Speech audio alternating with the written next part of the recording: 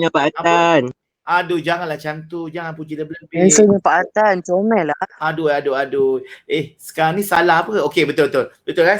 Takut salah pula slide-nya kan. Pergi belajar main Mobile Legend pula. So, apa-apa pun, bengkel hari ni selama 2 jam kita akan berinteraksi. Kali ni Pak Atan buka peluang untuk anda interact. Atau maaf kadang-kadang bahasa Pak Atan ni bahasa santai. Kalau Pak Atan gunakan bahasa yang terlalu formal, contohnya adapun kiranya kalau ingin berbahasa, bertanya soalan kantik, korang tidur pula. Jadi Pak Atan nak sampaikan mesej itu lebih penting. Dan Pak Atan kemungkinan terkeluar bahasa-bahasa pasar, Pak Atan minta maaf ya. So apa-apa pun, hari ni ada perkongsian tentang bengkel pantun dan nampak ya Pak Atan punya slide ni. Dan ada 5 perkara yang Pak Atan mahu anda semua selepas habis bengkel ini akan dapat intipati yang Pak Atan nak sangat, iaitu yang pertama, peserta-peserta yang masuk ni tak kira daripada background apa pun ataupun latar belakang apa pun, dia kenal pantun itu dengan baik. Bermaksud dia tahu membezakan ini pantun ke, ini lagu ke, ini gurindam ke, bidalan ke, peribahasa ke, dia dapat bezakan pantun. Nombor 2 adalah mencipta. Yang pertama mengenali, ya, orang kata tak kenal maka tak cinta. Bila dah kenal kita cinta. Mencipta pantun itu dengan bila dah cinta kita bercipta. Cipta pantun yang tak apa, kualiti aras rendah pun tak apa, asalkan dia mematuhi konsep pantun, ya. Pak Atan tidak mahu anda buat terlalu tinggi sampai Pak Atan sih tak faham apa benda pantun dia ni kan. Wartika walemang lalapus kaperus, macam tu kan. Itu mungkin kayangan punya pantun lah. Tapi yang ini pantun biasa, pergi ke kedai beli gula, sudah. Macam tu. Itu nombor 2, mencipta pantun. Nombor 3, menggunakan pantun sebagai juadah. Hari ni siapa yang tak makan tengah hari tak apa. Gunakan pantun ini pun dah boleh kenyang, ya. Juadah komunikasi setiap hari. Kemungkinan macam Pak Atan menggunakan pantun ini sebagai juadah berkomunikasi untuk berniaga. Pulau Pandan jauh ke tengah gunung Daik bercabang 3. Kalau berkenan beli sajalah barang baik special harga. Itu pantun yang meniti di bibir Pak Atan bila Pak Atan nak melelong tapawai Pak Atan. Macam itu. Itu menjadikan juadah komunikasi. Nombor 3. Nombor 4, Pak Atan harap sangat dia boleh menyambung warisan keunikan Khazanah Bonda kita ini dengan melalui penggunaan yang pelbagai wadah. Kalau anda menjadi seorang juruacara, selitkan pantun ini pada permulaan atau pertengahan atau pengakhiran. Kalau ada satu pantun pun dah cukup. Orang kata kita boleh menyambung, menyuburkan pantun itu. Dan yang kelima, kalau kita tidak mahu buat pantun pun, kita sebar luaskan kehebatan pantun kita melalui penulisan. Bermaksud penulisan, kalau kita ada bulan puasa nanti, kalaupun kita bercakap selamat berpuasa, kita buat dalam pantun, 2 kerat pun tak apa. Sungguh cantik sekeliling desa, kawan-kawan selamat berpuasa pun dah kira mengangkat dan menyebar luaskan kehebatan pantun itu, dan lafaz pantun itu menyeratkan silaturahim antara peminat pantun dengan orang yang baru saja nak berkenalan dengan pantun. Jadi sebelum Pak Atan pergi lebih jauh lagi, ada baiknya kalau kita sama-sama buka orang kata ni apa ni Akil, buka webcam ni, nak tengoklah wajah-wajah Awang Zulkifli, ada pula tangan ke atas tu anak siapa tu kan. Buka sekejap, kita nak bergambar dulu kan Akil, sebelum dan selepas. Sebelum muka macam ni je kan. Betul. Selepas mana tahu, selepas Raja Hamidah tu tiba ada flawless lagi. Fatin Ainina bertukar tudung tiba-tiba. Kita nak tengok jap zero dan sebagainya. Kalau boleh macam mana kita nak buka, nak bagi dia nampak boleh dapat view yang penuh Maaf lah ya. Macam mana nak buka ni Hai. Slideshow F5 pakcik, tekan F5 untuk slideshow. F5.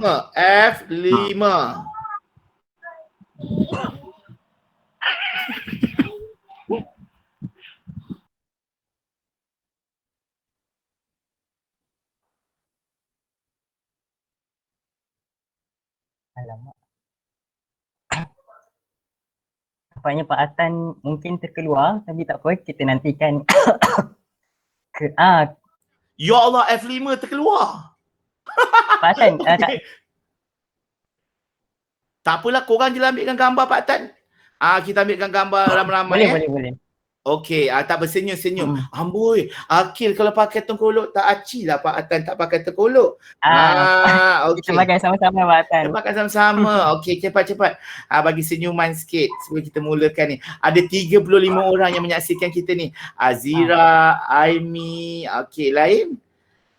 Ada lagi tu 35 orang. Okey. Alright, senyum. Okey, Akil boleh ambil gambar? Nak buka? Boleh. Okey. Keluar pula pakcik tadi Satu. Okey. 1, 2. Okey. Alright, itu dia. Kuafiz, terima kasih. Oh, zero. Adik-adik pun ada. Yang bawa-bawa umur pun ada. Tak apa. Tengok zero tu tembam je kan. Belajar pantun. Bagus. Okey, sekarang kita akan present sekejap. Mana pula tadi? Okey. Ya Allah, kalau ikutkan Pak Atan punya pencapaian ni tidaklah ni sangat orang kata pencapaian yang biasa-biasa je. 2 kali je Pak Atan pernah beraksi di luar negara. Sebenarnya ada 3 kali. Satu di Brunei masa Pak Atan muda dulu, iaitu di Mastera, pertandingan pantun antara Nusantara, dan alhamdulillah Pak Atan menjadi peserta. Dan masa tu Pak Atan ada 2 orang je wakil Malaysia, iaitu Pak Atan, dan Pak Atan mengiringi atau tukang cutback sastrawan negara, iaitu Datuk Zurina Hassan. Masa tu dia masih doktor lagi. Sekarang dia dah sastrawan. Alhamdulillah Pak Atan pegang beg sastrawan negara. Datuk Dr. Zurina Hassan. Dialah yang bawa Pak Atan dulu pergi ke Brunei, dan Pak Atan memenangi pertandingan pantun di sana. Di sana pantun dia spontan, macam mukun. Macam kita pulau pandang jauh ke tengah, macam tu. Pak Atan pun main sebat je. Alhamdulillah, orang cakap apa, dinobatkan juga sebagai pemantun terbaik di Nusantara di Brunei pada tahun tak silap Pak Atan 2004 tak silap. Korang dah lahir ke 2004 tu tak? Kan masa tu muda-mudi lagi. Dan untuk waktu ni Pak Atan ada juga live streaming di Pautan Pakcik Gaming. Terima kasih yang menyaksikan Pak Atan di live streaming ni. Boleh scan QR code ni, siapa yang ada boleh scan, dan boleh juga tulis-tulis kat situ. Kita kan lebih interaktif kan. Dan di Pakcik Gaming juga Pak Atan sebulan sekali ada buat malam tradisional, iaitu mari bermain Mobile Legends sambil berpantun. Ini mungkin salah satu usaha Pak Atan untuk menerapkan orang kata keindahan pantun. Pak Atan tahu Pak Atan tahu sekarang ni kita ada 35 orang semua peminat pantun. Tapi macam mana Pak Atan punya tanggungjawab untuk memperkenal pantun kepada orang yang tak nak masuk kita punya Google Meet ni? Dengan cara Pak Atan mendekatkan diorang dengan diorang sambil main, sambil kita berpantun. Ini yang Pak Atan nampak sekarang, bagaimana selalunya kalau kita buat majlis yang ada pantun, semua orang-orang pantun je datang. Kita tak ada pun mengajak orang-orang yang bukan pantun. Dengan cara kita menerapkan sedikit-sedikit dalam gaming, dalam benda-benda yang mungkin tidak mungkin mereka akan masuk, mereka akan dapat mengenali pantun. Alhamdulillah ada juga pantun terbaik yang menerima hadiah daripada Pak Atan, daripada Johan Libet dan juga Zulhimi. Baru belajar dan buat pantun. Itu sangat-sangat Pak Atan rasa teruja. So pula. Jadi untuk waktu ni, adakah anda bersedia untuk bercerita? Untuk Pak Atan bercerita sedikit tentang Bersedia Pak Atan. Bersedia. Ya Allah, semangat. Okey, Pak Atan akan pergi buka sekejap Pak Atan punya ni. So sebelum tu kita akan mendengar tentang ini antara pengenalan diri yang Pak Atan suka sangat, tentang pantun. Bila dalam pertandingan pantun, Pak Atan seolah-olah kenyang dengan pengenalan diri untuk orang berpantun. Ini Pak Atan tunjuk contoh yang terbaik, yang mana pantunnya dilambungkan dengan baik sekali. Jadi Pak Atan tunjukkan pada anda YouTube daripada wakil daripada UIA untuk anda dengar Okey, ini ada tahun 2017. Silakan.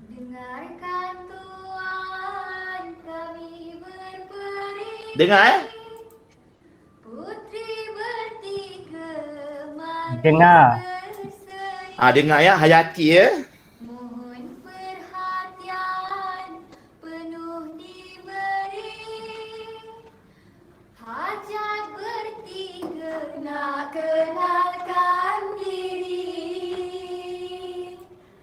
Assalamualaikum. Pembuka kata, kami bertiga bukan sebarang lawan di depan, bertentang mata, bermusuh cuma dalam gelanggang.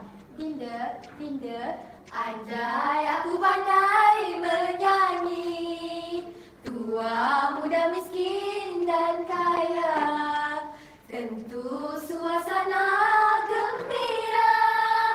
Mendengar suara merdu bagai bulu rindu buat orang rindu. Mendengar suara merdu bagai bulu rindu buat orang rindu.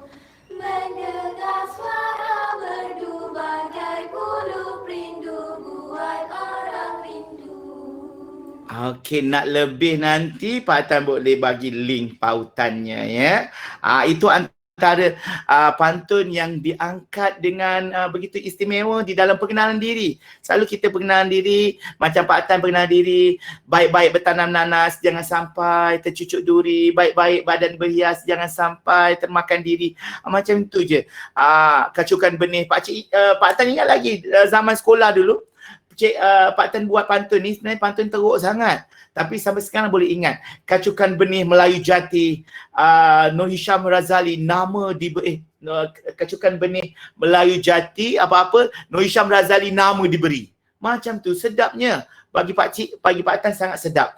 Itu zaman-zaman dulu dan itulah pantun yang kita rasa boleh ingat sampai sekarang. Okey, ni Pak Tan nak share. Tak boleh share lah. Ini Pak Tan punya pantun ni, dia punya slide ni, aduh. Okey, tak apa. Pak Tan cuba ya, cuba juga buat. Tak boleh share kat sini, dia punya ni tak boleh nak share. Tadi dah boleh share dah. Ya, Pak Tan cuba sekali lagi. Share kepada new tab, creators video, pengenalan, meet dah, pengkir pantun dekat sini. Okey, tak apa. Pak Tan cuba ya, cuba sekali lagi. Pak Tan dah buat dah dia punya ni. Okey, sekejap, print screen. Print screen ni. Okey. Okey, setakat ni okey ke anda semua? Okey Pak Tan, okey. Okey kan? Alright. Best. Okey. Seru je. Okey, kita terpaksa buat macam ni. Cara alternatif. Pak Tan ingat tak ada halangan, ada juga halangannya. Okey. Sekejap, Pak Tan akan print screen dan pergi dekat sini dan Ctrl V. Nampak? Terpaksa buat macam ini. Okey. So ini dia. Untuk asas pantun, Pak Tan boleh share sikit untuk anda semua tahu tentang asas pantun. Sekejap. Pak Tan rasa Pak Tan dah buat dah ni. Okey. Paksa buat macam ni. Okey, asas pantun kita ada 1 sampai 8. Okey, boleh nampak slide Pak Tan ni. 1 sampai 8, satu pengenalan, satu erti pantun, tujuan pantun, jenis pantun, pohon pantun, penciptaan pantun, canda pantun dan juga sesi perkongsian. Jadi perkongsian kita adalah yang pertama. Ni Pak Tan. Korang tak nampak kan ini Pak Tan rasa macam sedih ni. Macam mana korang tak nampak Dia tak boleh share. Pak Tan punya PowerPoint ni tak boleh share. Cuba share entire screen Pak Tan, entire screen. Entire screen. Okey, sebentar. Pak Tan akan stop kat sini. Pergi entire screen atau window lah kot. Boleh lah. Alhamdulillah. Terbaik. Itulah dia terbaik. Nasib baik ada kehebatan anda semua. Okey, nampak dah Pak Tan punya ni? Nampak. Nampak asas pantun tu? Ya, nampak. Okey, nampak gambar apa sekarang? Gambar Pak Tan masih muda. Muda remaja. Masih muda, masih orang cakap. Dia dah Pak Tan. Ini zaman muda dulu, belum beruban lagi. Inilah gambar Pak Tan zaman sekolah dulu, kita berjumpa sebagai seorang seteru ataupun lawan. Bila masuk ke universiti, Pak Tan rupanya segandingan dengan dia satu pasukan. Dan kita berdua adalah seorang yang tak pandai pun sebenarnya, adalah simpanan dalam orang kata pasukan pantun universiti. Sebab universiti ada pemantun-pemantun hebat dia. Jadi apa yang kita buat adalah setiap petang bila latihan bersama jurulatih pada pukul 4 petang, pukul 1 atau pukul 2 tu Pak Tan dah jumpa dah dia. Jom Flora, nama dia Flora. jom Flora, kita 2 jam awal praktis dulu. Kita masuk je dalam kita punya latihan, kita dah ada sesuatu yang hebat. Jadi itulah dia. Akhirnya Pak Atan dan dia diterima untuk masuk menjadi pemantun pertama dan pemantun kedua dalam pasukan Unicity, dan kita mencipta kejutan di dalam pertandingan makum untuk mendapat pertama kali Unicity Pak Atan masuk peringkat akhir. Dan inilah kaki datangan Pak Atan yang mana sampai sekarang juga Pak Atan membawa dia ke mana sahaja, dan dia membawa Pak Tan, dan baru ini kita dilantik atau dipilih untuk mewakili Malaysia ke pertandingan, bukan pertandingan lah, macam borak-borak pantun Indonesia, Nusantara juga, tapi kali ini lebih bagus sebab dia spontan sangat-sangat. Pak Tan pun kecut perut juga nak melawan orang Indonesia yang sangat dahsyat, dan akhirnya kita berjaya juga melaksanakan tugas itu dengan baik. Ini antara Pak Tan zaman sekarang lah, dan nampak pakcik-pakcik atuk-atuk kan. Yang Pak Tan pergi, antaranya Pak Tan menjadi juri di Jago Pantun pada 2019, yang mana ini tempat yang kedua, dan ini yang menggondol juaranya adalah daripada Unicity Islam Antarabangsa, yang mana pemantun terbaiknya kanan sekali itu adalah Iman Mustafa Al-Bakri yang menggondol. Jadi bertepatan dengan bengkel pantun yang dilakukan oleh UIA sendiri sudah melahirkan ramai bijak pada dalam pantun. Sebab apa? Sebab ada komuniti pantun cukup hebat, dan pemantun terbaik dan juara pantun memiliki 5,000 dan 1,000. Kali ini pantun diangkat bukan RM1,000 juara dia, 5,000 kejuaraan. Ini yang paling tinggi Pak Atan pernah tengok ya. Dan ini antara Pak Atan punya kenangan pantun semasa dulu-dulu, yang mana Pak Atan diangkat menjadi konon-konon wartawan sambilan oleh Fitri Yahya. Acah-acah aja sebenarnya, dia tak ada pemantun. Jadi dia suruh Pak Atan jadi wartawan, dan di tengah tu adalah pemantun UIA iaitu Izzuan Azil. Dan kami bertiga ni mendapat masuki pertandingan berbalas pantun antar korporat dan memenangi naik juara masa ini. 2 tahun berturut-turut kita naik juara ya. Dan inilah dia antara pengalaman Pak Atan, dan Pak Atan bagi tahu kepada anda semua. Inilah sikit background Pak Atan. Mungkin ada orang kenal sebagai Tok Uban, ada orang kenal sebagai Pakcik Tapawih, ada orang kenal Pakcik Gaming, ada orang kenal sebagai Syam Putra Razali dan juga Nur Syam. Sebab apa? Banyak sangat nama supaya Pak Atan tahu dekat mana Pak Atan berada. Bila Pak Atan berjumpa dengan anda, contohnya kalau nama anda Faris, ini Pak Atan. Pak Atan dah tak perlu tanya dah daripada mana ni. Pak Atan dah tahu ini mesti pencinta pantun. Kalau Tok Uban, tiba-tiba Pak Atan tahu ini mesti sajak. Kalau Pakcik TV, Pak Atan tahu ini mesti meniaga. Itulah dia kehidupan Pak Atan. Jadi harus kita pergi ke erti pantun ya, erti pantun. Ramai orang bertanya pantun ni apa. Kadang-kadang orang yang tak tahu dia rasa macam pantun ni susah je. Sebenarnya pantun ni sebenarnya susunan bahasa-bahasa yang tidak perlu Sanskrit ataupun terlalu retorik ataupun terlalu berestetika. Dia cukup dengan susunan pantun yang gaya bahasa yang mengikut struktur. Kalaupun gunakan bahasa Inggeris boleh je, asalkan dia tidak mengatakan bahawa pantun ini perlu bahasa Melayu, kecualilah pantun Melayu. Kalau pantun saja boleh gunakan bahasa Inggeris. Kan ada orang je buat pantun bahasa Inggeris, thank you, apa nama, jatuh tempas pokok kayu, pakcik melepas, thank you, macam itu. Boleh je. Thank you dimasukkan unsur-unsur bahasa Inggeris itu. So pantun ini memang milik orang Melayu, orang Nusantara. Tetapi kita leveragekan ataupun kita variasikan dia dengan penggunaan kata-kata pinjaman yang menyebabkan pantun itu boleh digunakan pakai oleh orang luar juga. Himpunan baris dan rangkaian kata menyampaikan maksud. Pantun ini benda yang boleh kita nak sampaikan maksud secara tersembunyi sedikit. Itu dia. Dia tidak terlalu terus. Kadang-kadang kita rasa lapar. Ya, kita rasa lapar. Kita tak, mak lapar. Mungkin kita ada kiasan-kiasan yang kita boleh cakap. Mak, pinggan kosong mak di depan saya. Itu mungkin adalah dikatakan sebagai satu perlambangan yang kita gunakan dalam perkataan kita. Melalui estetika bahasa dan pelangan yang dalam perkataan. Dan Pak Tan minta juga pada anda semua boleh untuk bertanya apa sahaja, boleh mencela, jangan risau ya. Pak Tan tak marah pun. Yang banyak mencela nanti Pak Tan akan pilih. Dia bertanya je, Pak Tan akan bagi dia hadiah. Alright, cakap je. Halo Pak Atan nak tanya. Betul ke Halo, pantun Pak ini Atan. ni? Macam tu.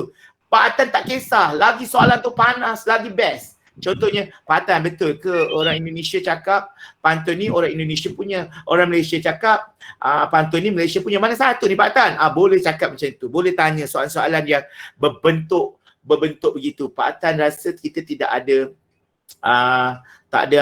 tidak ada masalah untuk tu. Jap. Dia punya ni. Sekejap ya. Okey, dekat dalam live Pak Atan ni dah ni pula, dah hilang pula. Okey. Ini dia. Right? Okey tak? Muka Pak Atan nampak tak? Masya-Allah. Nampak Pak Atan, nampak. Muka nampak kan? Ya, nampak. Wah. Sekejap dekat live stream ni tak nampak muka Pak Atan. Okey, sekejap ya. Kejap je bagi Pak Atan masa. Okey dah. Nampak kan semua? Nampak kan? Alright. Nampak. Okey, dah nampak. Alright. So Pak Atan cerita sikit. Okey. Puisi tradisional, dia adalah berbentuk puisi tradisional. Ramai orang tanya pantun ni sebenarnya dia punya salah silah dia apa? Dalam konsep bahasa, puisi ada dua sahaja bentuk dia, iaitu puisi tradisional dan puisi moden. Pantun ni terletak di dalam puisi tradisional. Selain daripada pantun, apa dia puisi tradisional yang lain yang anda tahu? Siapa nak jawab? Syair. Syair Pak Atan. Bagus. Gurinda. Lagi. Gurinda. Seloka. Zapit. Zikir Barat Pak Atan, Zikir Barat. Dikir Barat, Dondang itu sayang. benda-benda itu. Cuma Dikir Barat itu adalah dondang sayang itu adalah perkakasan dalam nyanyian, dalam seni. Dia bukannya puisi. Dondang sayang menggunakan pantun. Pantun ini adalah baju kepada dondang sayang. Kalau ikutkan puisi tradisional yang Pak Atan rasa popular adalah pantun, syair. Syair pun ada pelbagai jenis, narasi selendang delima, narasi dan sebagainya. Kita ada juga gurindam, kita ada seloka, kita ada apa lagi tu? Yang tadilah dan sebagainya, boleh search lah. Alright, dan kita ada puisi selain daripada puisi tradisional, kita ada puisi moden. Puisi moden ni adalah sajak salah satunya, bahasa berirama. Itu adalah puisi moden yang tidak ada struktur. Kalau tradisional dia ada struktur. Struktur tu dia ada format dia. Pantun kena 2 kerat, 4 kerat, syair hujung-hujung kena sama. Itu. Tetapi puisi moden dia tidak ada syarat. Main sedap je. Hari ini aku di titian. Macam itu. Dan cara nak membaca sajak itu tidak ada bentuk. Ada orang yang baca sajak, hari ini kita ketandusan.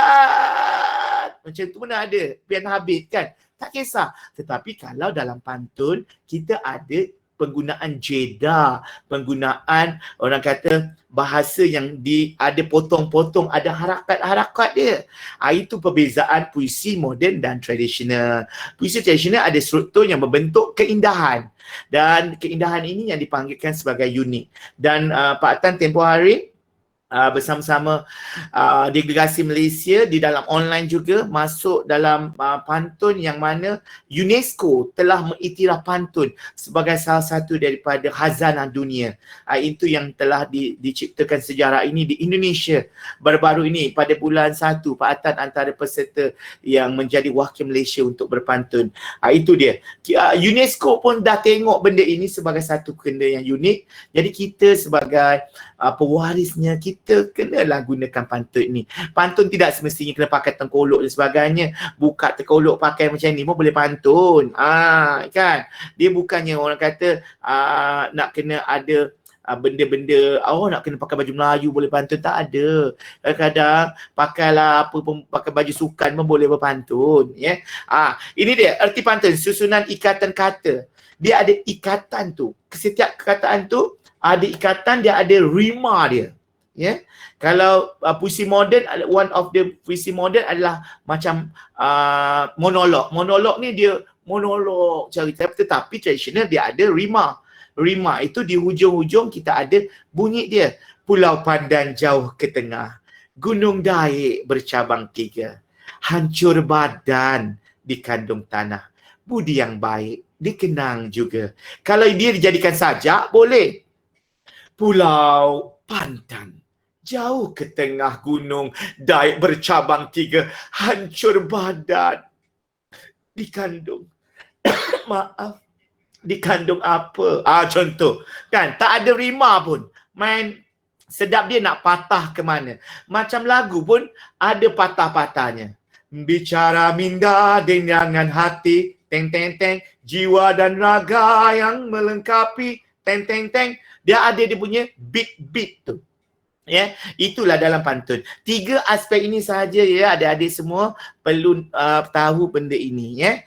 Ini antara Pak Tan punya perjuangan lah zaman-zaman dulu ya. Zaman-zaman dulu. Ini antara piala URA ni tak silap ni.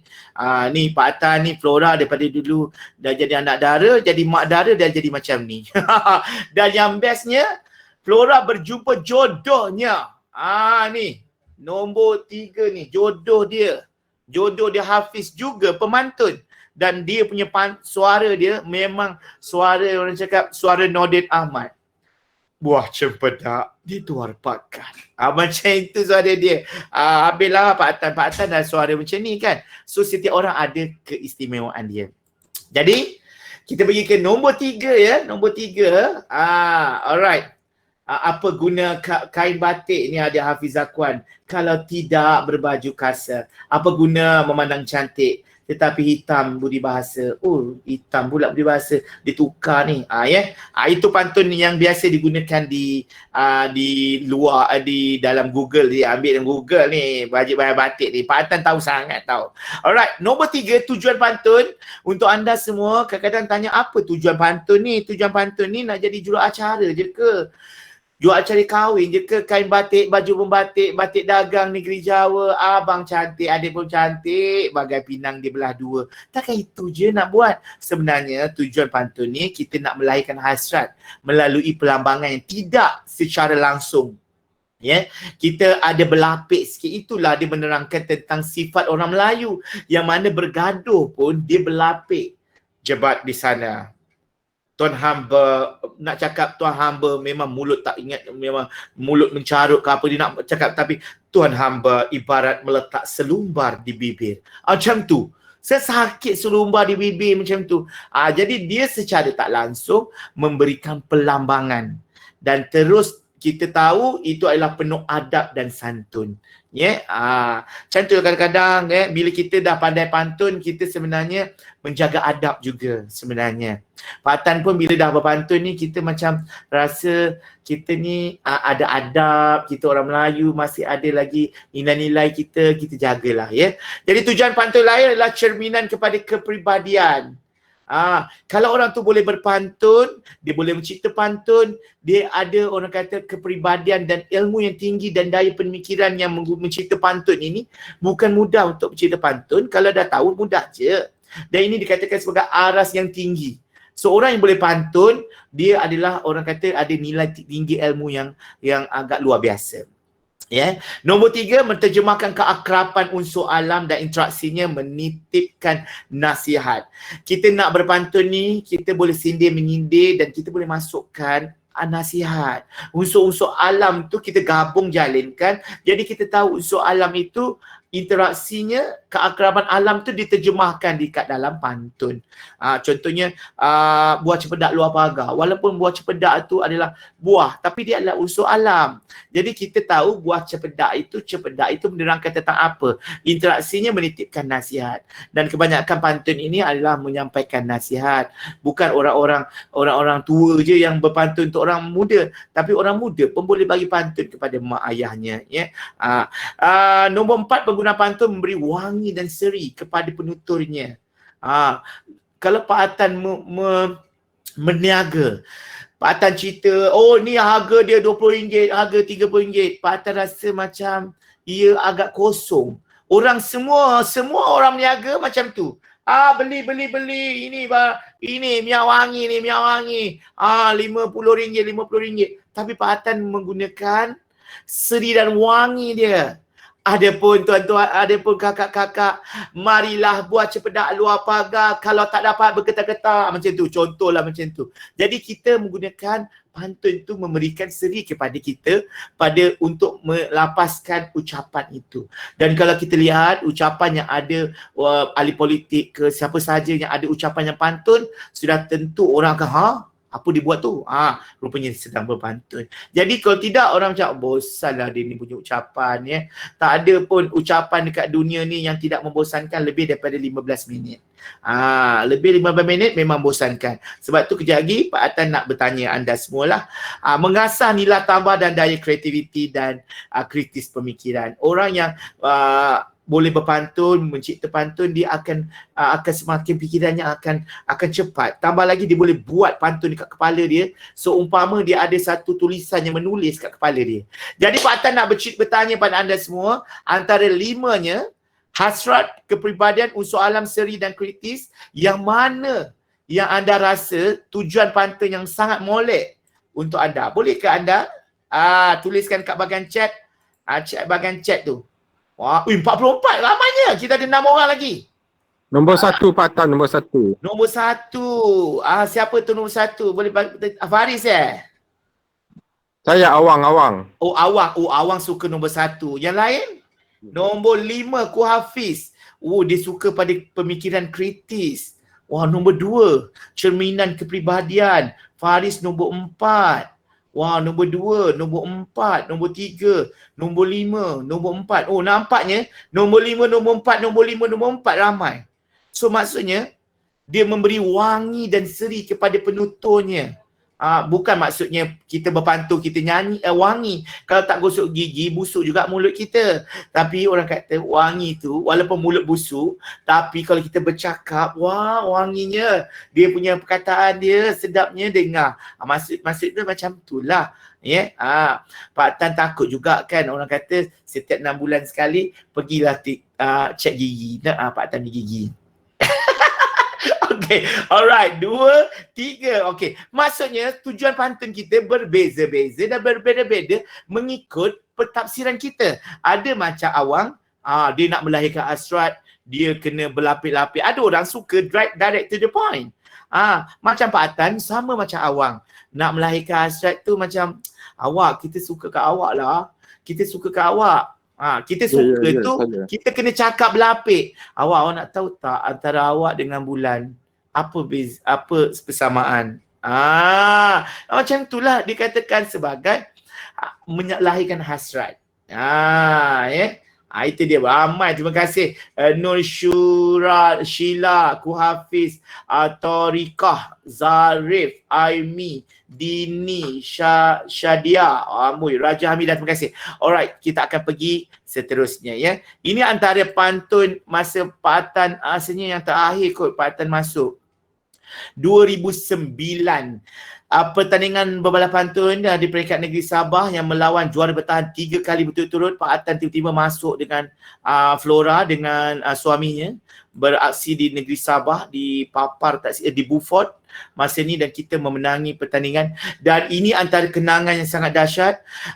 Malam itu sebagaikan satu pesta hiburan yang sangat ramai. Beratus-ratus orang menyaksikan pertandingan ini dalam dewan yang kecil. Mereka nak tahu pantun. Ini kehebatan orang Sabah. Orang Sabah disuka kepada budaya. Diorang orang kata welcoming orang-orang yang daripada Semenanjung yang datang. Pak Atan masa ni wakil negeri Selangor dan beraksi di negeri Sabah dan menangi juara pada waktu ni. Dan pemantun terbaiknya adalah Flora. Sebab Flora ni dia punya pantun yang Pak Atan ingat tentang ni. Ada orang tanya tentang suami kenapa perut buncit tu semakin sayang. Dia jawab perut buncit tu dijadikan bantal peneman malam. Itu yang menyebabkan Pak Atan sama sekali ingat. Bukannya buncit-buncit tak boleh buat apa, buncit pun perut tu jadi bantal. Itu dia. Ayo kita pergi ke perkara keempat, iaitu jenis pantun dan bentuk pantun. Kita dah menghampiri ke setengah jam ya. Alright, okay, ini dia. Jenis pantun dia kita ambil dua sahaja ya. Satu yang bertema, satu yang berkait. Ini Pak Atan boleh konklusikan ataupun cerakinkan pada dua sahaja. Satu yang bertema. Pantun yang jenis bertema macam ni. Pantun nasihat, pantun kasih sayang. Dia ada tema. Pantun teka-teki, pantun sindiran, pantun agama, kerohanian, pantun macam-macam lagi. Perantauan, pantun pinangan, macam-macam lagi bertema. Dan ada juga pantun berkait. Pantun berkait itu adalah pantun yang mana pantun pertama orang kata baris ketiga dan keempat diambil sebagai baris pertama dan kedua. Pak Tan akan tunjukkan contoh nanti ya. Jadi satu lagi adalah bentuk. Jenis dan bentuk lain. Jenis adalah bertema dan berkait. Bentuk ada banyak-banyak jenis. Dia bermula dengan 2 kerat, 4 kerat, 6 kerat, 8 kerat dan 12 kerat.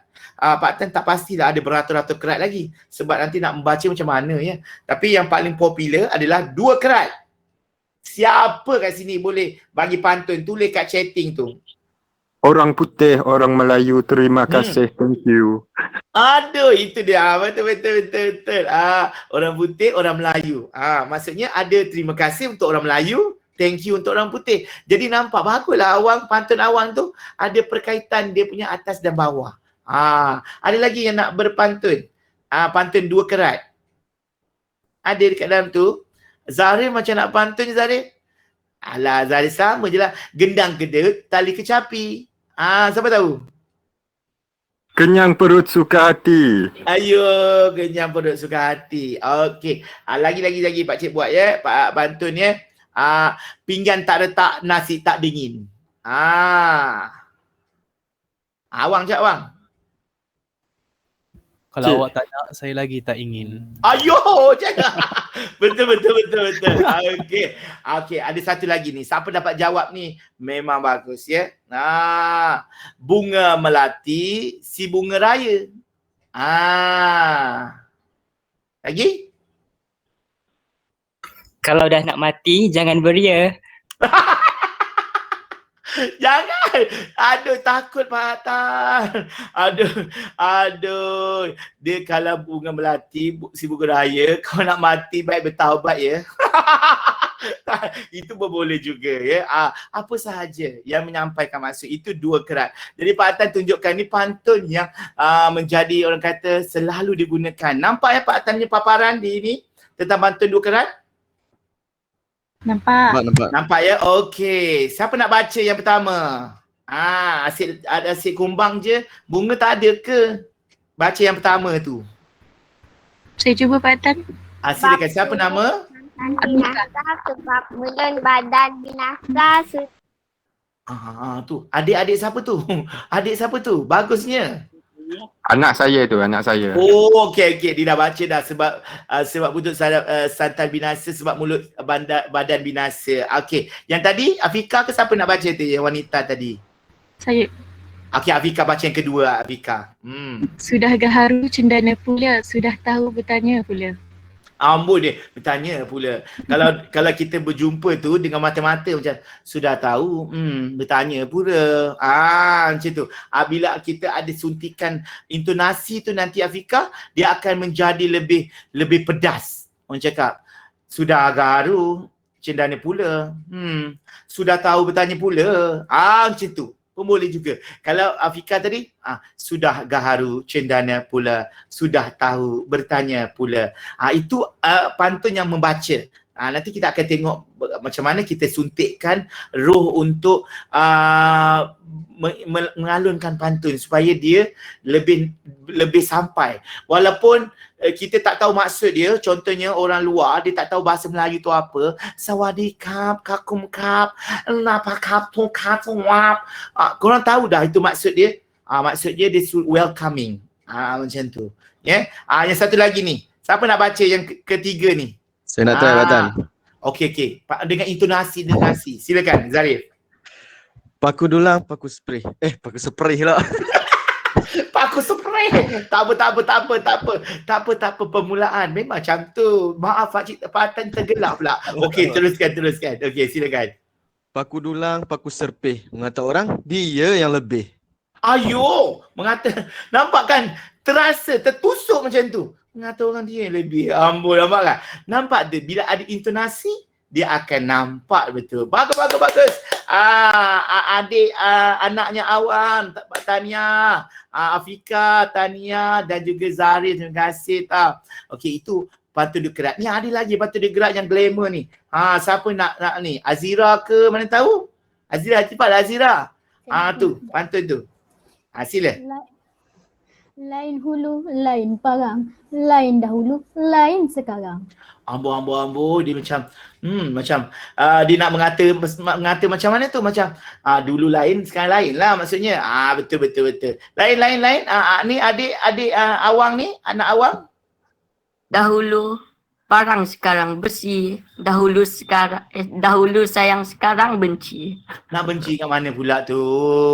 Macam tu lah dek. Dulu tu parang, sekarang dah jadi besi.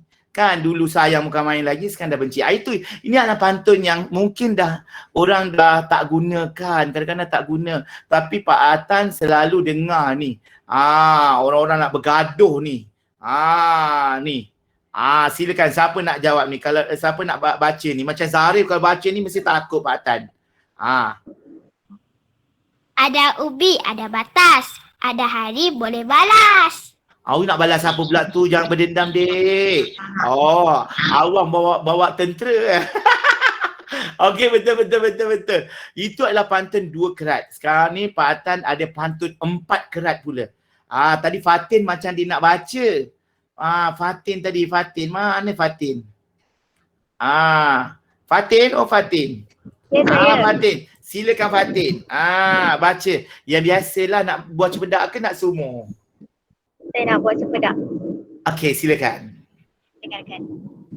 Buah cempedak di luar pagar. Ambil galah, tolong jolokkan. Saya budak, baru belajar. Kalau salah, tolong tunjukkan. Nampak kan terbuai-buai kita kan? Nampak yang bahagian last sekali atau bahagian akhir tu, kalau salah tu macam dia meminta, macam kalau salah tolong tunjukkan. Nampak ada perkataan yang macam merayu, tolong. Itulah dinamakan sebagai pantun yang menggunakan elemen emosi juga di dalam ni. Ada roh kat situ. Tanya. Okey, kita ada lagi. Siapa nak baca yang seterusnya? Siapa itu nak baca? Fatin dah, Daniel ke. Kita ada 42, ada 8 orang kita nak capai matlamat kita. Siapa nak baca? Akil tadi dah pakai tergolok. Dia siap mandi lagi. Akil lah baca. Akil baca tadi macam sedap je. Sekali lagi lah Akil. Silakan Akil.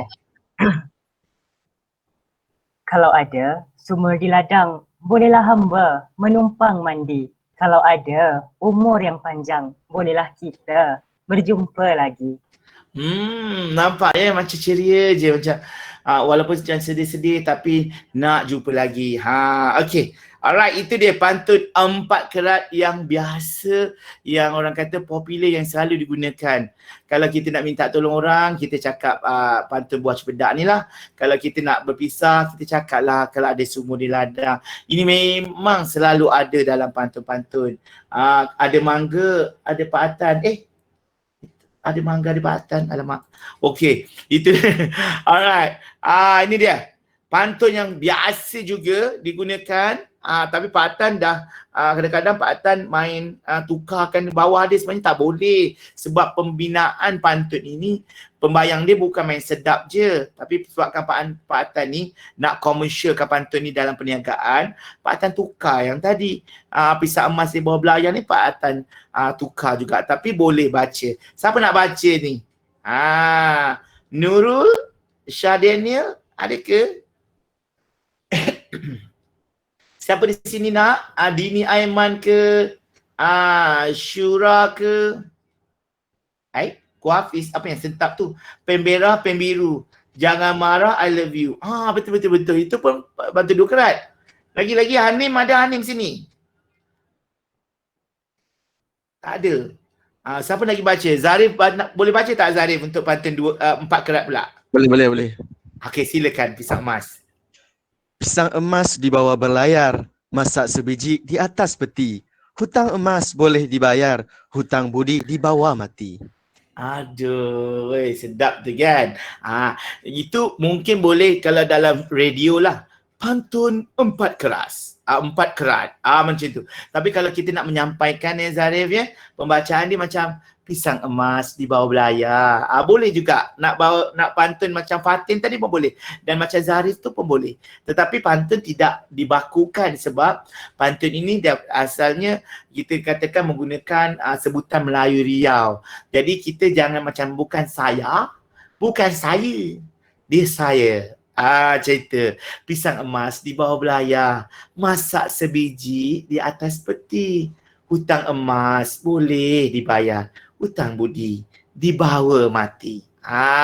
Kalau orang Sabah tu lain tau, macam orang KL jangan kita buat di bawah berlayar, masak sebiji di atas peti. Jadi macam lain kan. Tapi Pak Azari baca tadi memang ada roh. Ya. Ini sama juga, sama macam kadang-kadang orang gunakan pantun yang sumur di ladang tadi, diorang tak nak guna, diorang ambil kalau ada jarum patah ni sebab dia ada minta silap dan salah. Jangan disimpan di dalam peti kalau ada silap dan salah. Jangan disimpan di dalam hati. Ini pantun yang Zari baca tadi, cara baca pantun tu memang menepati pantun yang ada. Ya. Ada orang yang baca macam ini. Pak Tan ambil ya. Kalau ada jarum yang patah, jangan disimpan di dalam peti. Kalau ada silap dan salah, jangan disimpan di dalam hati. Ada orang yang baca pantun begitu. Sebab kemungkinan mereka menganggap semakin high pitch penggunaan suara di hujung pantun, semakin sedaplah kononnya. Tapi sebenarnya itu adalah pantun yang telah disalahartikan ya. Mungkin pantun itu boleh kita baca macam kita menyindir. Ada kau ingat aku kisah? Itu boleh. Boleh high pitch. Tapi kalau kita tengok pada pantun nak nasihat, jangan kita cakap macam tu. Jangan disimpan di dalam hati. Bukannya jangan disimpan di dalam hati. Tinggi pula dia punya harakat dia tu. Yang macam Zarif tu adalah contoh terbaik. Tetapi kalau anda seorang lelaki, jangan pula kepit suara. Kalau ada jarum yang patah, jangan macam tu. Kelakian tu salahkan. Ya? Tapi jangan terlalu kelakian. Kalau ada jarum yang patah, jangan disimpan di dalam peti. Terlalu nak macho sangat, hancur dia pantun tu ya. Macam tu. Itu dia pantun 4 kerat. Sekarang kita pergi ke pantun 6 kerat pula. Ini Azira macam nak baca je Azira. Cuba Azira baca 6 kerat. Silakan. Ambil galah tolok sekejap. Ambil galah jolok ke dondong. Galah pendek bulu supitan. Bulu bersisip tali jemari.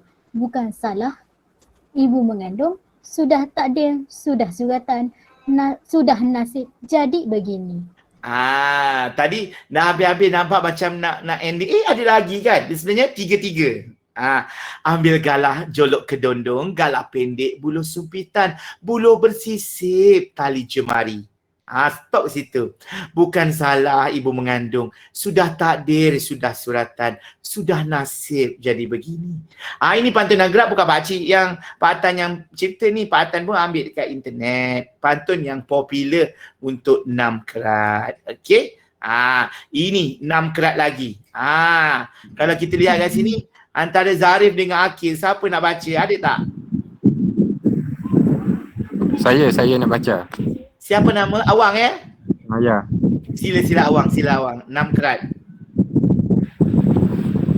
Sarat bermuat ikan cencaru, gelama tidak berumpan lagi. Kalau kail tersangkut di tepi batang, sudah dapat orang yang baru, yang lama tidak berkenan lagi, ibarat melukut di tepi gantang. Amboi, sampai kan. Yang lama tidak berkenan lagi tu Pak Tan suka. Yang lama tidak berkenan lagi. Seolah-olah macam kalau kita tengok kalau dia ada raut wajah, janganlah yang lama tidak berkenan lagi. Sengih je, jangan macam tu. Macam yang lama tidak berkenan lagi, ibarat melukut tepian kantang. Ya, kita ada emosi kat situ. Suntikan emosi. Tapi janganlah melampau emosi tu. Sudah dapat orang yang baru. Ialah bertindak berkenal lagi. Ibarat melukut tapi yang kata menangis kan. Tidaklah macam tu. Ada juga pantun yang macam tu. Beria-ia menangisnya. Tapi orang kata belum tahap menangis lagi. Ya. Alright, ini dia. Alright, kita baiklah. Kita pergi ke 8 kerat pula. 6 kerat, 8 kerat. Ini perlu pernafasan yang panjang ni. Akil ke? Sharifah Afwani nak baca ke? Sharifah Hariri. Hariri Nasir nak baca. Boleh cuba kan? Ya, sila Kak Hariri. Pantun 8 kerat, silakan. Korek perigi di parit seberang, tepi parit tumbuh mengkudu, berselang dengan pohon puding, hidup subur kanan dan kiri. Tuan pergi dagang seorang, tuan saudara tempat mengadu, tiada saudara tempat berunding, pandai-pandailah membawa diri. Sedap. Pak Atan suka yang bahagian mengkudu tadi. Cuba ulang yang tepi parit tumbuh mengkudu tu. Cuba daripada korek perigi daripada awal, 2 baris awal tu. Korek perigi di parit seberang, tepi parit tumbuh mengkudu. Dia macam dia ada macam menceritakan dekat parit seberang, lepas tu tepi parit dia macam seolah-olah pantun 8 kerat ni bercerita. Satu konsep bercerita, tetapi dia akan putuskan supaya pembayang dia 4 di atas dan pembayangnya bawah pemaksud. Terima kasih Hariri. Aduh, sedapnya Hariri. Terima kasih Pak Atan. Ayo, itu dia, lama tak dengar Hariri berpantun. Hari ni kenyang Pak Atan dengan pantun Hariri. Okey, baiklah kita pergi ke pantun 12 kerat. Ini 12 kerat ni. Ini kena tarik nafas ni. Ada siapa yang berani baca pantun 12 kerat ni? Ada tak? Kata Pak Atan suruh je dia. Zarif ni dah sedap suara dia. Siapa nak tolong? Syah Daniel. Kita bagi Ku Hafiz. Ku Hafiz. Cepat Ku Hafiz. Ku Hafiz, cepat Ku Hafiz. Ku Hafiz, mainlah Ku Hafiz, santai tu Hafiz. 12 kerat. Ada tak? Ya Allah, hai. Tak apalah, Ku Hafiz cakap Zarif je lah baca. Okay, saya cuba. Cuba. Tapi saya tak biasa try, saya cuba first time ni. Tak apa, boleh. Okay. Rotan sepatah dua patah, tarik kerakap batang badi. Di bawah sultan dari Judah, padi yang jangan digemparkan, kalau gempar jadi gugur, bila gugur masuk perigi. Tuan di Mekah di Madinah, naik akhirat naik haji, tegak berdiri Rasulullah, kami yang jangan dilupa, kalau lupa antara tidur, dalam tidur menjadi mimpi. Amboi kan. Betul lah tu. Macam tu baca dia. Sebab sampai perigi dia ada macam sikit tarik nafas. Dia sebenarnya boleh dia tarik nafas patah-patah tu. Tapi yang cara Zari baca tadi dah betul dah. Tetapi orang kata ada orang terkeliru sebab pantun 12 kerat ni dia punya jedah dia tu kadang-kadang tidak ada contoh yang terbaik yang kita boleh lakukan. Kalau Pak Atan, rotan sepatah dua patah, tarik kerakap batang padi di bawah sultan dari Judah, padi yang jangan digemparkan, kalau gempar jadi gugur, bila gugur masuk perigi. Tuan di Mekah, di Madinah, naik akhirat, naik haji, tegak berdiri Rasulullah, kami yang jangan dilupa, kalau lupa antara tidur, dalam tidur menjadi mimpi. Macam tu. Dia macam membuai-buai saja. Jarang sekali ada pertandingan 12 kerat. InsyaAllah akan datang kita akan buatlah pertandingan pantun 12 kerat ni ya. Okey. Terima kasih untuk Muhammad Danish. Dan juga Zurizi AR, Johan Labor dan Irfan masing-masing berikan Pak Atan 20 star untuk waktu ni. Thank you so much. Dapat pula 20 star. Boleh beli jajan. Okey. Terima kasih. Itu dia. Kita berkatakan contoh-contoh pantun tadi. Ayo kita pergi ke nombor 5. Pohon pantun. Sebelum pohon pantun ini, Pak Atan akan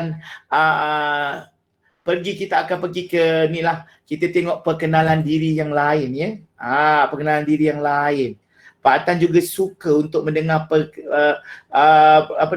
pengenalan diri yang mendapat 17,000 view di apa nama, di YouTube. Pak Atan akan tunjukkan. Kalau tapi dia macam okey, tak apa Pak Atan tunjukkan ya. Kita ada selingan. Ayo kita saksikan sebentar selingan. Pak Atan akan ambil untuk tab dan dengar. Ini daripada pengenalan diri daripada Sekolah Menengah Kebangsaan Song Sarawak di UKM pertandingan ni berlangsung. So okey, dengar tak?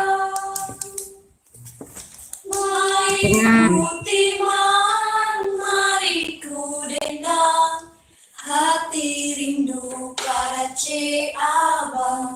Siang malam terbayang-bayang. Timang burung anak raja turun ke taman. Nyingkang bergadai ke pangau libau. Tidak ada pinjaman lenyau. Serata menua udah ditesau. Kumel terbilang berdarah pengayau. Datang kami ke Taman Larangan, tempat mainan luhur kayangan. Datang kami berhajat teman, pantun diangkat. Tradisi bersama sembah. Itu dia. Boleh tengok nanti pantunnya. Itu antaranya yang telah dicantikkan ya melalui alunan lagu dan sebagainya. Itu antara yang Pak Atan suka tengok dan kemungkinan anda juga boleh saksikanlah juga. Antara pantun yang kemungkinan boleh juga kita ambil intipati ni. Ni pantun dari Pak Atan suka juga, dia mendapat 21,000 jumlah tontonan. Wah, 21 jumlah tontonan. Ya, Pak Atan pun suka-suka je. Sekali ramai pula orang yang tengok. Ni dia. Okey.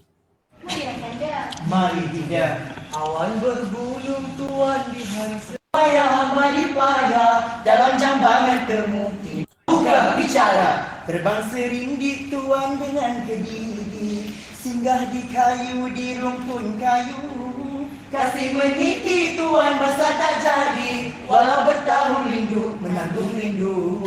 Hatiku yang resah peri. Dalam peri tersimpul santun. Dalam santun tersimpul seri. Dalam seri tersimpul pantun. Kanda, sebelum berlawan bolehlah kita berkenal-kenalan. Baik tidak, tebakan seri rejang pusaka. Tuntunlah rembulan bermanja di riba. Hembuskan selir mega berarak. Turunlah centayu, teman berpencak. Menangkan nazam syair perindu. Leburlah kersani, semangat bersatu. Akan paras putera sukma. Laksana dewa turun menjelma. Lalu ditentang bulan purnama. Dari ke mega duduk bercengkrama. Benar.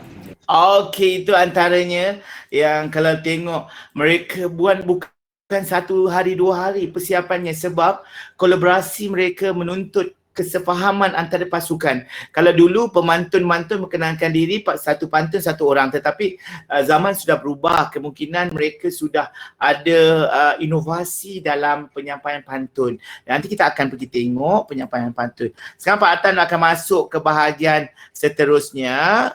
Adakah anda sudah bersedia semua?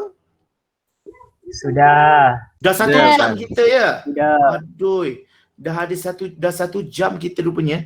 Sebentar Pak Atan akan buka jap. Okey. Window.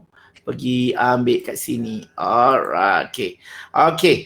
Sekarang pantun untuk nampak ya pohon pantun sekarang. Sekarang kita ada ke pohon pantun. Okey.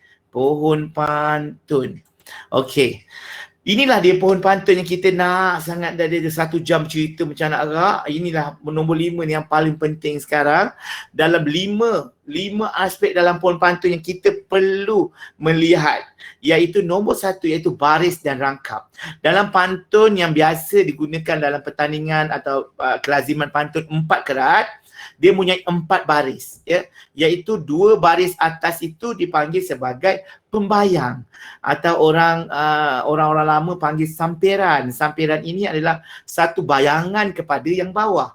Kita nak sampaikan maksud, kita ada 2 baris penyampaian maksud, tetapi kita letakkan sampiran dulu, iaitu bayangan-bayangan dahulu.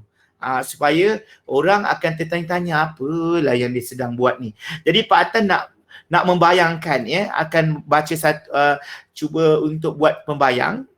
Cuba anda berikan pantun yang Pak Atan nak bercerita ni tentang apa. Contohnya ya, langit hitam mendung berarak, hujan menitis, buminya basah, tanah dan basah. Maksudnya apa tu kalau bercerita? Amboi mendung, lepas tu hujan merintik, tanah basah. Maksudnya apa tu? Adakah kegembiraan ataupun kesedihan? Duka lara, kesedihan. Kesedihan. Sebab apa? Sebab bayangan tu dah ada dah di depan itu. Contoh yang lain ya, Pak Tan cakap ya, ambil sekuntum bunga seroja lalu dihias di atas tepak. Contoh. Tu maksudnya apa? Kalau Pak Atan baca lalu dihias di atas tepak. Dengan intonasi macam tu, sebenarnya dia adalah pantun yang gembira kan. Tetapi kadang-kadang dia mungkin suspend. Kalau kita gunakan bunga kemboja, ambil sekuntum ataupun ambil kelopak ke apa. Sebab bunga juga kita kena pandai memilih bunga. Yang mana bunga yang biasa buat hiasan? Bunga kemboja hiasan ke, Akil? Bukan. Tak, bunga kemboja bunga dekat kubur. Dekat kubur. Jadi kalau kita buat hiasan di atas tepak, bunga kemboja tu kita nak pergi hidang untuk orang bertunang, itu salah satu dia macam tak reda, tak apa? Pasrah gitu. Macam saya ni tak restui dia ni. Kecuali lah bunga lain, bunga melu ke yang orang biasa, bunga yang wangi. Ni bunga-bunga yang diletak tu bunga-bunga yang melambangkan kepada bunga-bunga yang tak elok. Itu dia pelambangan. Nombor 1 adalah baris ada 4. Ya, ingat ya adik-adik semua, baris ada 4, iaitu 2 baris atas adalah pembayang, 2 baris yang di bawah adalah pemaksud. Ya. Okey, tak apa yang tengok ni, terima kasih Pak Jenny. Aduh Dennis, terima kasih Dennis. Alright, nombor 2, bilangan kata, suku kata dan rima. Dalam pantun kita ada 3 hingga 4 dalam setiap baris. Contoh buah cempedak di luar pagar, dia adalah 4. Ada juga pantun iaitu kedondong batang sumpitan, 3 saja. Ataupun Raja Wali terbang tinggi, 3 saja. Dia tidak boleh 2, tetapi dikatakan 3 hingga 4 sahaja. Tapi ada kala orang kata ada 5 sebab penjodoh ataupun kata sendal, contohnya nan, kadang-kadang dan, itu tak diambil kira. Kata yang solid ya, 3 hingga 4 sahaja setiap baris, dan suku kata 8 hingga 12. Suku kata dia ada berapa? Contohnya siapa boleh bagi tahu? Ko Hafiz boleh bagi tahu tak? Tak lapuk dek hujan, tak lekang dek panas. Berapa suku kata?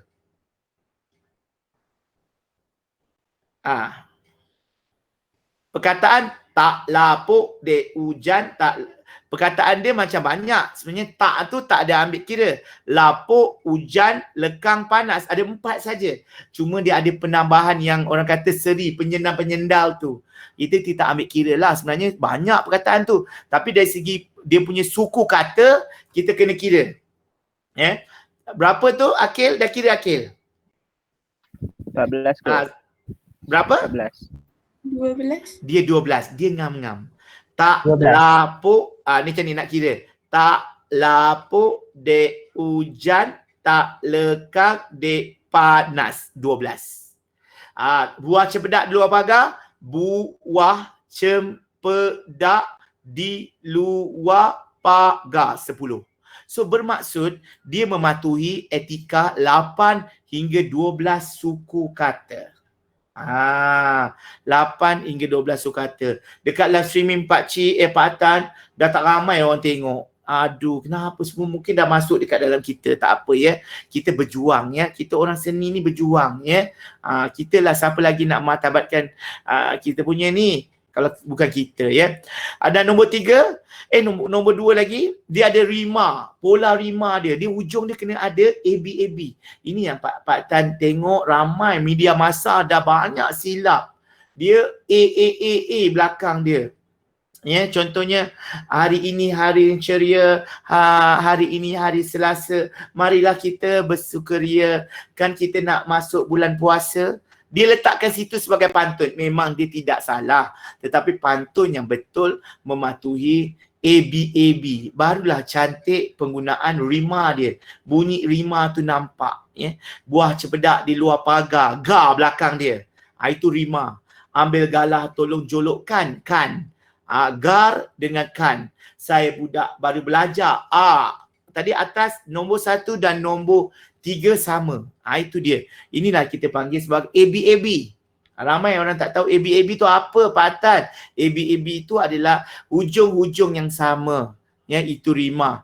Tapi kalau kita dah boleh buat rima hujung yang sama, AB, kita boleh buat rima tengah yang sama. Buah cempedak, saya budak. Itu sama. Pak Tan akan tunjukkan sekejap lagi macam mana satu-satu tu. Nombor 3, pertautan dan perkaitan. Ini tak ramai. Orang selalu buat nombor 1 dan nombor 2. Nombor 3, kebanyakan orang main buat je dia punya pembayang.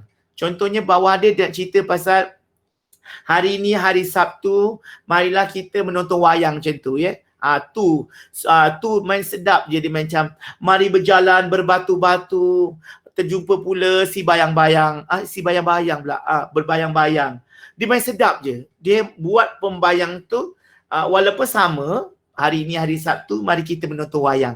Tetapi dia tidak mematuhi pertautan dan perkaitan. Mungkin pertautan tu betul. Mari kita jalan berbatu-batu. Lepas tu ternampak pula bayang-bayang. Boleh. Tapi apakah dia menceritakan tentang bawah itu? Dia tidak nampak tu. Pak Tan harap anda semua yang menyaksikan ni boleh nampak ya. Pertautan itu maksudnya yang Pak Tan cerita tadi tentang guru berdentum ke atas tadi. Itu adalah pembayang. Tetapi bawah dia kesedihan. Kalau kita buat tentang suka kat bawah itu, kita nak tonton wayang, sudah tentulah atas itu kita menerangkan tentang keindahan, barang-barang ya, yang seumpama dia. Hari ni hari Sabtu, mungkin kita bercerita tentang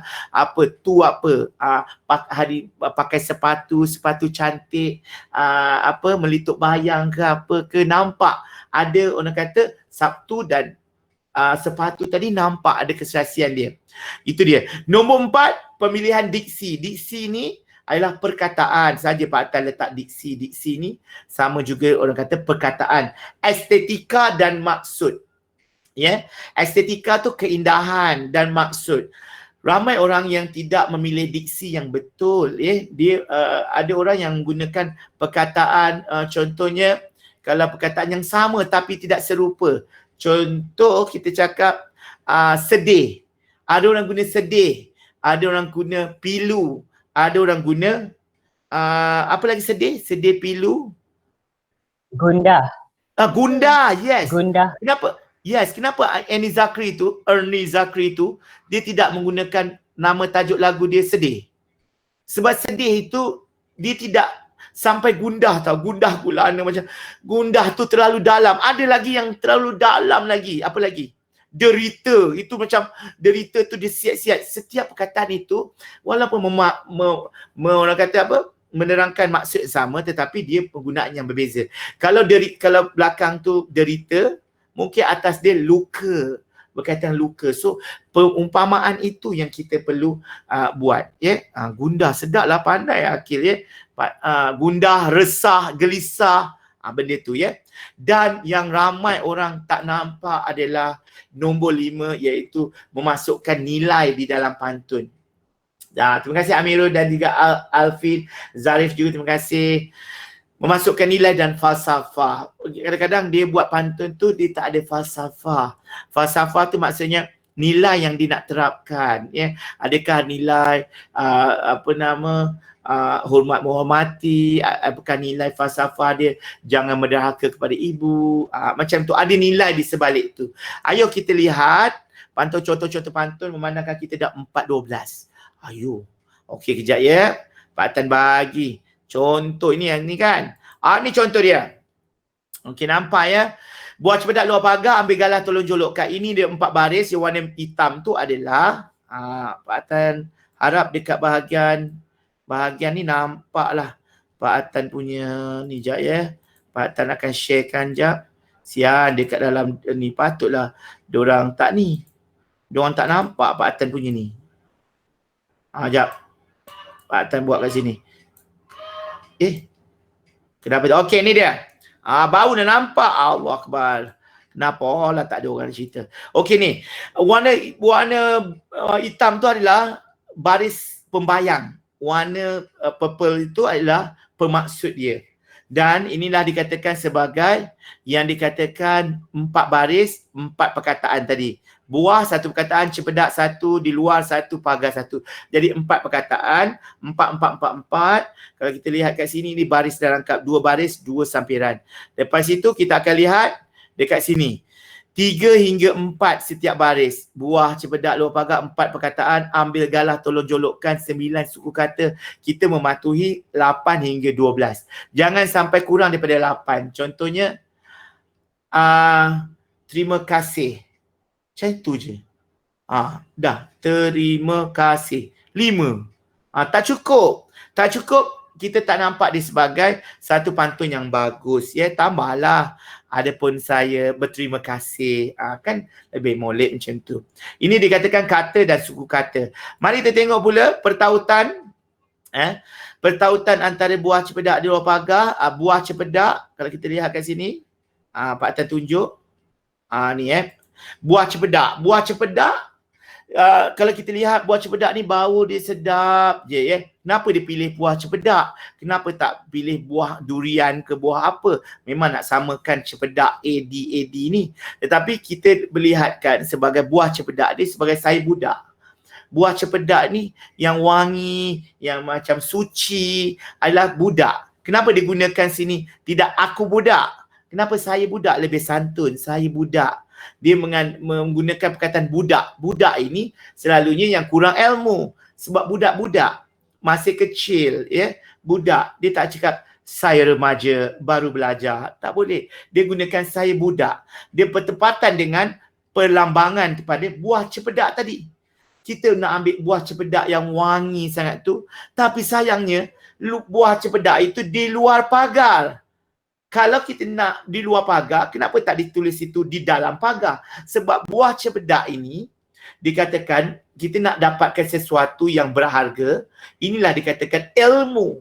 Ilmu yang kita nak dapat itu sebenarnya di luar daripada rumah kita. Kita kena pergi sekolah lah. Adik-adik kita pergi sekolah lah. Itu sebabnya kita cakap di luar pagar.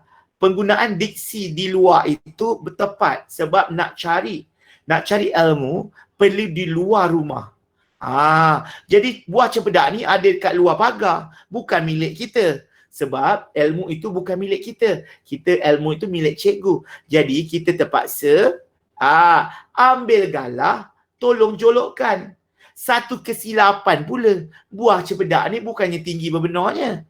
Buah cempedak ni dipulas-pulas je. Jadi sebagai orang yang budak, yang tak tahu apa-apa, dia pergi ambil galah, dia pergi jolok. Sebenarnya dia tidak perlu jolok. Kalau dia nak pergi kat sana, tak payah ambil galah pun, kita pulas je daripada pagar tu, pulas saja dapat buah tu.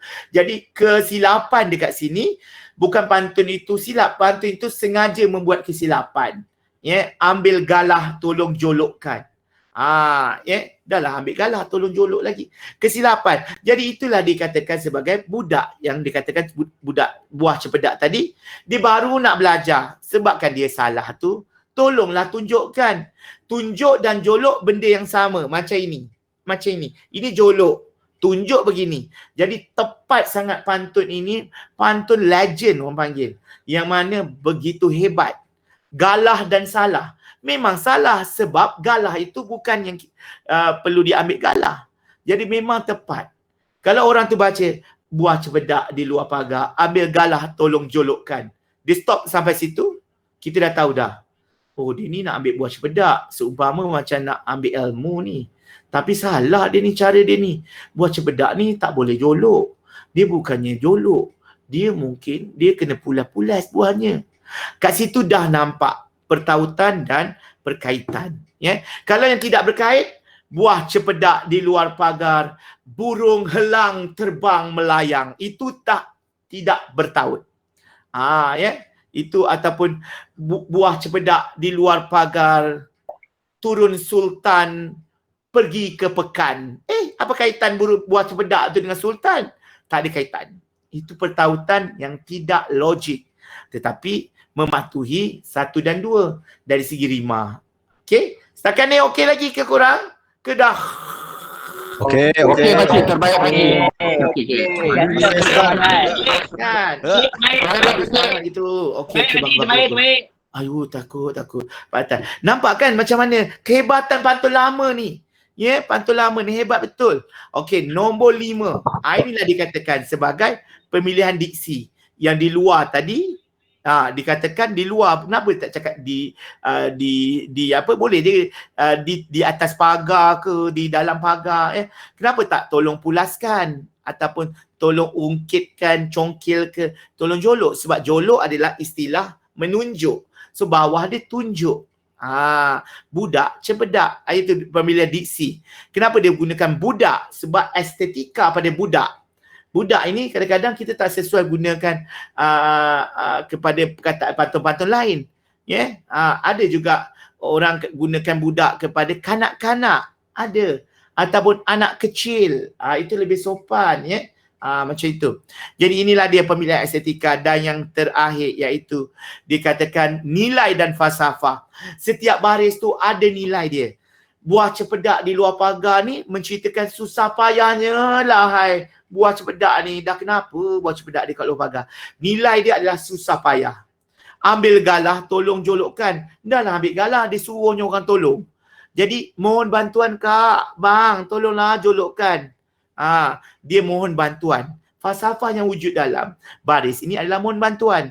Jadi saya budak baru belajar, dia tahu dia nak belajar. Dia tak kecakap saya profesor baru belajar, tak mungkin.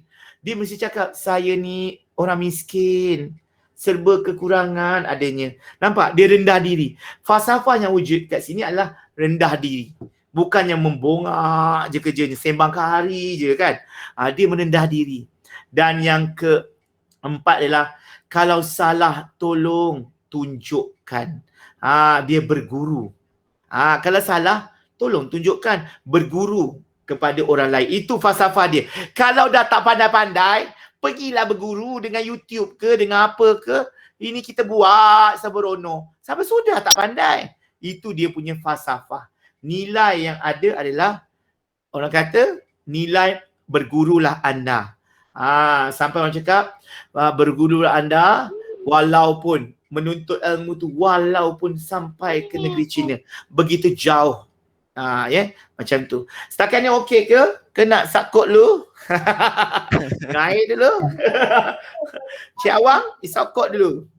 Jangan ajar budak. Baiklah. Semalam okey. Ayuh kita melihat. Ini Pak Atan ada pergi ke UAE. Tak tahu kat mana ni. Masa dulu Pak Atan, ya Allah, muda sangat ni. Rasanya dah 15 tahun rasanya ni begini. Orang-orang dia pun ada yang semakin besar, ada yang dah beranak pinak, semua ada. Ini zaman-zaman dulu ni. Pak Atan dengan geng-geng, orang cakap apa, pemantun-pemantun lama dah ni. Ini dulu Pak Atan dah buat khusus kan, comel je kan. Lepas tu Pak Atan juga dah bawa delegasi Malaysia. Ini dah 4 pasukan yang beraksi di Batam. Dan yang atas kali tu yang peringkat akhir, yang mana Azrin, Adnan dan juga Iman Mustafa membawa harapan peringkat akhir. Yang lain dah terciduk peringkat awal dan separuh akhir. Dan akhirnya kita dapat juara 2. Dan yang paling membanggakan, Iman Mustafa, wakil daripada UAE, dinobatkan sebagai pemantun terbaik, menewaskan pemantun Indonesia yang 2 tahun berturut-turut menjadi pemantun terbaik, menjadi pemantun Malaysia yang mendapat pemantun terbaik. Ini satu benda yang sangat mengejutkan dan memberikan rasa seronok, sebab keputusan tempoh hari yang pemantun terbaik bukan sahaja markah, tetapi dia punya orang kata kawasan jajahan ataupun kita panggil macam menteri di bahagian Batam tu yang kata saya nak mau tanya siapa pemantun terbaik. So kita pun cakap pemantun terbaik Iman. Saya pun mau Iman yang menang. Oh, macam tu sekali. Pak Tan macam wow, orang Indonesia pun mengiktiraf. Sebab pemantun ni yang berasli ni dia tidak menggunakan pen dan kertas. Dia cuma berdiri sahaja. So Pak Tan akan tunjukkan video tentang tarung pantun. Nama ni adalah tarung pantun Batam. Cara dia sangat-sangat dahsyat. Pak Tan masa Pak Tan ajak tu, ini Pak Tan akan tunjukkan mereka. Ni mungkin ini kot. Ini.